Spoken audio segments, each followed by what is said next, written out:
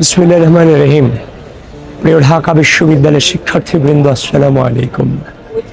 24-এর গণঅভ্যুত্থান পরবর্তী সময়ে ঢাকা বিশ্ববিদ্যালয় কেন্দ্রীয় ছাত্র সংসদ নির্বাচন 2025 উপলক্ষে যে প্রচারণার যে সময়টুকু ছিল, আজকে সেই সময়টুকু শেষ হয়েছে।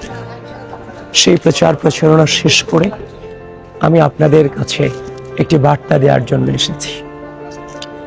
আমি আবিদ, বাংলাদেশ জাতীয়তাবাদী ছাত্রদল মনোনীত ভিপি পদপ্রার্থী হিসেবে আমি আমার যে দায়িত্বটুকু ছিল এই ডাকসু নির্বাচন উপলক্ষে আমি আমার সে দায়িত্বটুকু পালন করার চেষ্টা করেছি।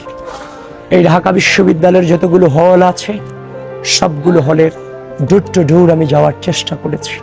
আমি গিয়েছি, কাউকে পেয়েছি, আবার কাউকে পাইনি, একসাথে সকলকে পাওয়ার সুযোগ হয়ে ওঠেনি। তবে আমি চেষ্টা করেছি। আমি ছুটে চলেছি অনাবাসিক শিক্ষার্থীদের কাছে, বাস টু বাস আমি চেষ্টা করেছি তাদের কাছে পৌঁছানো। সময়টুকু ছিল অতি অল্প, কিন্তু এই প্রায় 40,000 শিক্ষার্থীদের কাছে হয়তো বা পৌঁছানো সম্ভব হয়নি। প্রিয় ঢাকা বিশ্ববিদ্যালয়ের শিক্ষার্থীরা, আমার চেষ্টার কোনো কমতি ছিল না। আমি চেষ্টা করেছি আপনাদের কাছে পৌঁছানো। এই অন্তিম মুহূর্তে দাঁড়িয়ে আমি আপনাদেরকে আহ্বান করছি, আমরা বেড়ে উঠেছি রাষ্ট্রের স্বার্থে। বিগত দীর্ঘ দুঃশাসনকে মোকাবেলা করে আজকের এই জায়গাতে দাঁড়িয়ে আছি। আমরা রাষ্ট্রের স্বার্থে বেড়ে উঠেছি, প্রকৃতির স্বার্থে বেড়ে উঠেছি।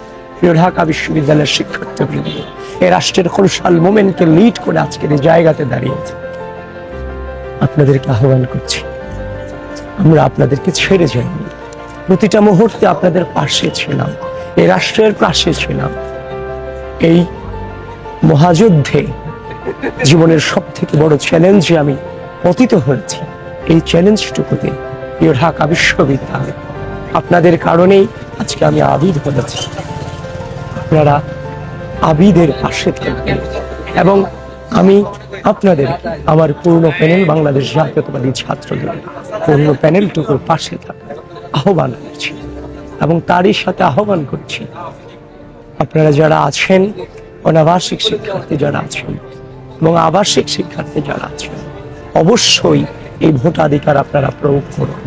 একটি দীর্ঘ দুঃশাসনের মধ্যে দিয়ে, হাজারো রক্তস্নাত গণ অভ্যুত্থানের মধ্যে দিয়ে এই ভোটাধিকার আমাদের প্রতিষ্ঠিত করতে যাচ্ছে। অবশ্যই ভোট কেন্দ্রে আসবেন এবং আমাদেরকে আপনাদের হৃদয়ে রাখবেন। প্রিয় বাংলাদেশ, আপনাদের কাছে আমরা দোয়া চাচ্ছি, আপনারা আমাদেরকে দোয়াতে রাখবেন।